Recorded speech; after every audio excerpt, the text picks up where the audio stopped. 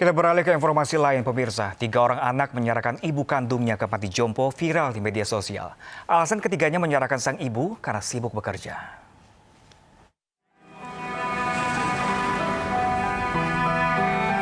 Seorang ibu bernama Trima, berusia 66 tahun, asal Magelang ini, kini tinggal di sebuah panti jompo Gria Lansia yang berada di Kecamatan Wajak, Kabupaten Malang, Jawa Timur. Ibu Trima tinggal di panti setelah ketiga anaknya menandatangani surat pernyataan bermaterai guna menyerahkan sang ibu hingga akhir hayatnya. Bahkan, proses pemakaman sang ibu pun telah diserahkan sepenuhnya kepada pihak panti. Ketiga anak menyerahkan dirinya ke panti jompo dengan alasan tidak mampu merawat. Kini, Ibu Trima pun hanya bisa pasrah. Ada 60 orang lansia yang menghuni panti jompo Gria Lansia ini. Kebanyakan penghuni adalah lansia terlantar yang diserahkan oleh dinas sosial maupun relawan kemanusiaan. Tujuan kami pertama biar nggak ada lagi dan nggak terulang lagi kejadian yang seperti ini. Untuk contoh saja, untuk siap. Jadi untuk yang kedua, harapan kami dari panti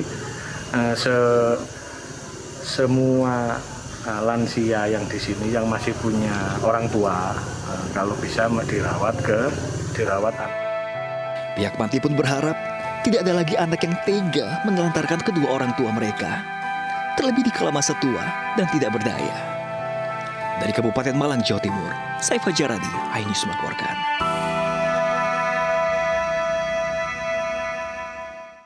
Ya, pemirsa, untuk membahasnya lebih dalam kita sudah terhubung dengan Ibu Trima, ibu yang dititipkan ke panti jompo oleh anak-anaknya, dan Putu Chandra Dewi Karda, pengajar Departemen Sosiologi FISIP UI. Namun terlebih dahulu kita ke Ibu Trima. Assalamualaikum warahmatullahi wabarakatuh, Ibu Trima. Waalaikumsalam warahmatullahi wabarakatuh. Ya. Ibu Trima, apa kabarnya Ibu? Baik. Gimana Ibu? Kerasan, nyaman tinggal di panti? Ya, betah udah kerasan. Udah berapa hari Ibu di panti? 6 hari. Ibu, kira-kira apa sih Bu alasan anak-anak Ibu menitipkan Ibu atau menaruh Ibu di panti? Ya, kurang tahu ya.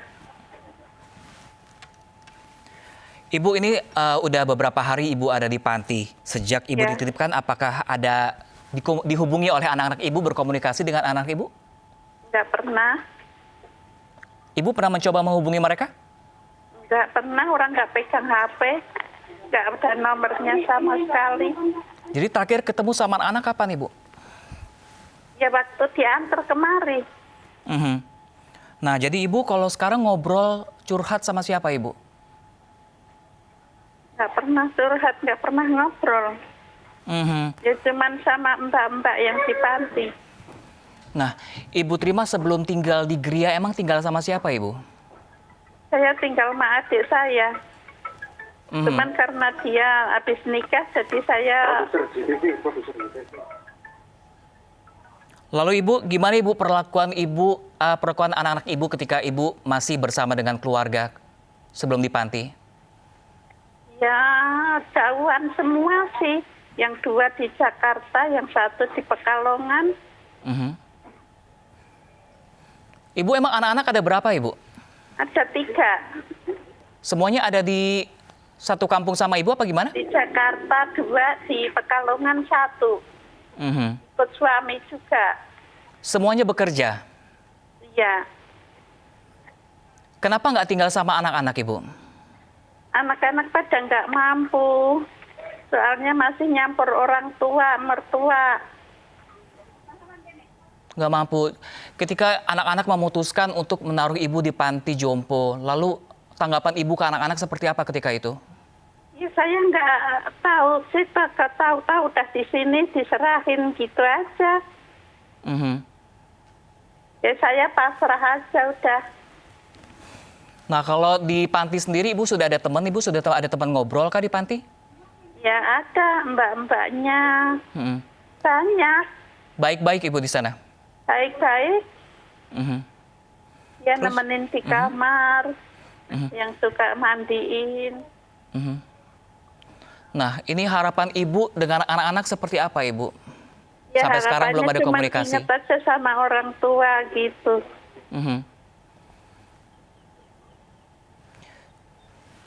Ibu kayaknya kelihatannya murung nih, kayaknya sedih nih Bu. Kalau anak-anak Ibu menonton, apa sih yang ingin Ibu sampaikan? Ya saya sampein cuman supaya inget aja sama orang tua gitu. Mhm. Apa yang selalu Ibu doa panjatkan untuk anak-anak? Ya semoga panjang umur, lapang rezekinya, berkah ono sandang pangannya, paringono kemudahan segala urusannya, paringono terkabul cita-citanya aja. Ibu kangen sama anak-anak Ibu? Ya kangen sih ada. Mhm. Apa yang sih dikangenin dari anak-anak Ibu? Ya biasanya tuh tegur siapa gitu sama cucunya. Mhm. Ini terus jauhan, nggak tahu tempatnya. Mhm. Kalau cucu-cucu ada berapa sekarang Ibu? 8. Ada 8. Ya, Ada yang paling dekat sama Ibu nggak? nggak ada. Kenapa Ibu kok nggak dekat sama cucu-cucunya? Ya memang karena jauh Mhm. di Pekalongan dan Jakarta. 4 di Pekalongan 2 nggak ada yang dekat. Oke. Baik Ibu, baik. Terima kasih banyak Ibu Trima. Saya doakan Ibu cepat Ya, sehat selalu terima dan kasih. Ya, harapan Ibu terima semoga kasih. cepat kembali berkumpul dengan keluarga dan semoga Ya, anak-anak Ibu terima menonton kasih. Iya. dan semoga Ibu cepat pulang ke rumah bersama keluarga Ibu. Terima kasih banyak Ibu Ya, Trima. terima Sehat selalu Ibu kasih. Trima. Assalamualaikum Ya. warahmatullahi wabarakatuh. Waalaikumsalam warahmatullahi wabarakatuh. Ya pemirsa, dan kita sudah terhubung dengan Ibu Putu Chandra Dewi Karda selaku pengajar Departemen Sosiologi FISIP UI. Selamat siang Ibu Doli, sapanya Ibu Doli ya? Iya, selamat siang. Itu nama panggilan saya. Iya, Ibu Doli, bagaimana tanggapan Ibu Doli dengan fenomena adanya anak yang menyerahkan ibunya ke panti jompo? Iya, kalau memang dilihat ada fenomena itu ya, saya pikir saat ini bisa jadi sudah terjadi ada pergeseran atau perubahan nilai yang berkaitan dengan keluarga, ya. Dan juga bisa jadi ada pergeseran di dalam memandang fungsi keluarga itu sendiri. Gitu. Bahwa di masa lalu gitu ya, atau di masa yang mungkin beberapa tahun yang lalu gitu ya, itu masih nilai bahwa anak yang adalah pihak yang dianggap paling terbaik untuk merawat orang tua gitu ya pada saat sudah lansia itu dinilai mungkin saat itu sangat tinggi dan itu dianggap yang paling baik. Nah, kalau kita bicara pada saat sekarang bisa jadi itu yang sudah terjadi perubahan atau pergeseran. Itu di mana anak belum tentu dianggap sebagai pihak atau belum tentu merasa sebagai pihak yang paling baik untuk kemudian melakukan fungsi perawatan terhadap orang tua itu. Ya, di satu sisi juga ada institusi-institusi di luar keluarga yang kemudian bisa menggantikan fungsi dari pengasuhan orang tua itu yang kemudian tadinya itu selalu dianggap terbaik dilakukan oleh anak. Seperti itu. Ya Ibu Doli, ini ada anggapan jika di luar negeri ini menaruh orang tua ke panti adalah sesuatu yang lumrah. Namun apakah budaya ini pantas dilakukan di Indonesia? Mungkin istilahnya bukan pantas atau tidak pantas ya, tetapi memang kita harus lihat setiap masyarakat konteksnya berbeda gitu ya. Dan kalau bicara Indonesia memang saat ini kan sebenarnya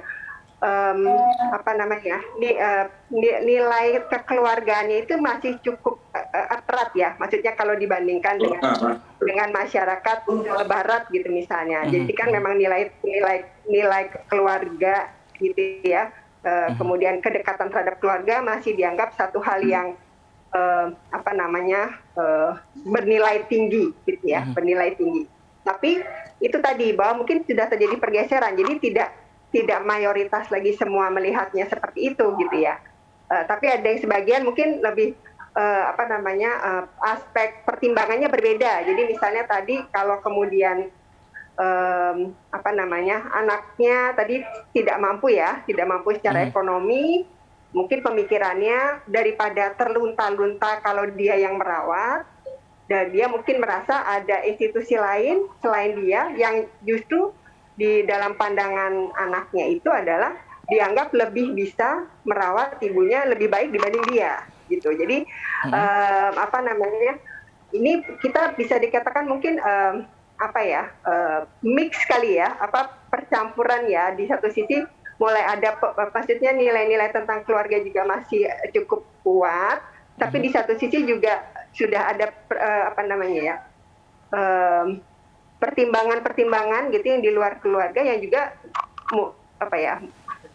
saya tidak bisa bilang modern juga ya, tetapi ada alternatif-alternatif lain yang kemudian itu sekarang juga cukup banyak dijadikan pertimbangan lain gitu. Jadi nggak cuman sepenuhnya harus anak, harus keluarga gitu.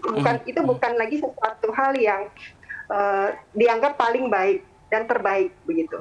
Nah, Bu Doli, dengan beragam kasus serupa yang terjadi di Indonesia, sebenarnya apa aja sih penyebab faktor orang tua dititipkan atau ditaruh di panti jompo?